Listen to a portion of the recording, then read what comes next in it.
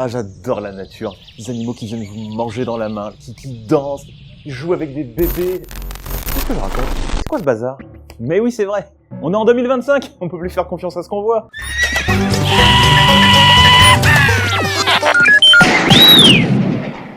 C'est un phénomène qui cartonne sur les réseaux sociaux depuis quelque temps. Des vidéos d'animaux tout mignons, mais 100% bidons.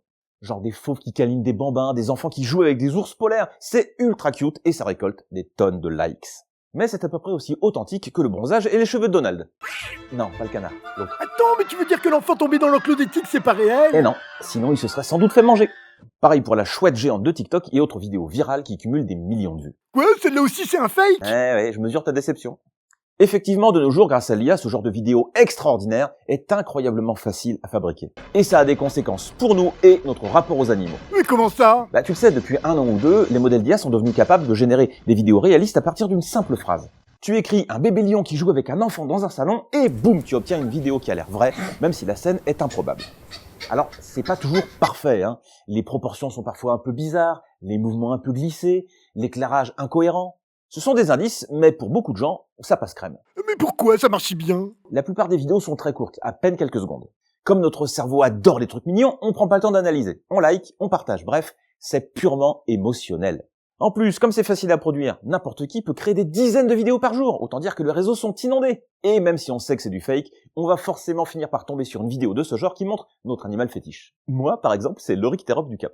Du coup, on va ralentir le scroll 3 secondes pour la regarder, et à partir de là, c'est fini, l'algorithme nous proposera plus que ça. Bref, tu sais comment ça marche. Mais tu disais que ça avait des conséquences. Mais oui, le problème c'est que ça brouille complètement notre perception de la nature. Avec les scénarios larmoyants qu'on nous vend pour nous émouvoir, les gens finissent par croire que les animaux sauvages sont tous super gentils, qui kiffent les humains, qui protègent les bébés comme dans un Disney. Sauf que non! Et ça peut être dangereux. Avec ce type de croyance, tu peux par exemple prendre des risques, ou être amené à encourager des pratiques pas super éthiques. Mais tout ça c'est virtuel, donc ça fait de mal à personne, si. Alors c'est vrai. Avant, beaucoup de vidéos étaient mises en scène avec des animaux maltraités, drogués, séparés de leur mère et forcés à jouer un rôle. On peut se dire que l'IA rend ce genre de procédé obsolète et que c'est une bonne nouvelle. C'est pas faux. Mais en même temps, ça crée des attentes dans la tête des gens. Certains vont peut-être vouloir adopter un fauve, parce qu'ils ont vu dans une vidéo que c'était trop choupi.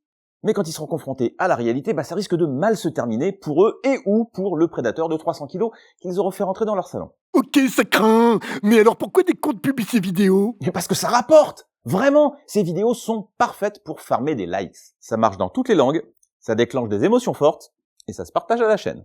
En quelques jours, un compte peut passer de 200 abonnés à plusieurs centaines de milliers. Et avoir beaucoup d'abonnés, ça sert à se faire des tas d'amis. Mais non, à monétiser. Une grosse audience, ça peut se revendre. Ça peut aussi être envoyé vers des produits douteux, voire de pures escroqueries, pour se faire de l'argent sur son dos. Les créateurs de contenu IA ne veulent pas simplement faire du mignon, ils cherchent avant tout des cibles naïves pour les hameçonner. Et les petits animaux, c'est l'appât parfait pour les pigeons. Pas les oiseaux, les humains. Bref, on a à la fois la possibilité technique et l'intérêt financier pour que ces vidéos soient produites et diffusées de façon massive.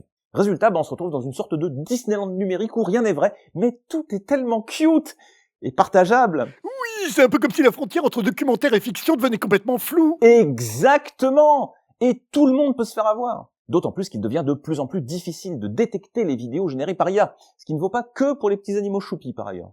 Alors, comment s'y retrouver? D'abord, être attentif aux détails. Les ombres, les mains, les yeux, si quelque chose semble un peu trop glissé, c'est louche. Ensuite, se demander si c'est plausible. Un lion qui adopte un bébé humain, par exemple? Non. Et enfin, chercher la source. Si le compte ne propose que des vidéos trop parfaites et zéro information précise avec, prudence, on évite de partager et de liker. Bref, si je résume, les vidéos mignonnes, c'est cool, mais quand elles travestissent la réalité et déferlent massivement sur nos écrans, ça pose problème. Les animaux méritent mieux que d'être transformés en accessoires numériques, et nous, on mérite mieux que d'être pris pour des gogos. La réalité est bien plus intéressante à observer que des fantasmes disneyiens en mode réaliste. Donc la prochaine fois que je vois une maman tigre qui joue avec un nourrisson, tu scrolles, ou mieux, tu te désabonnes et tu bloques le compte.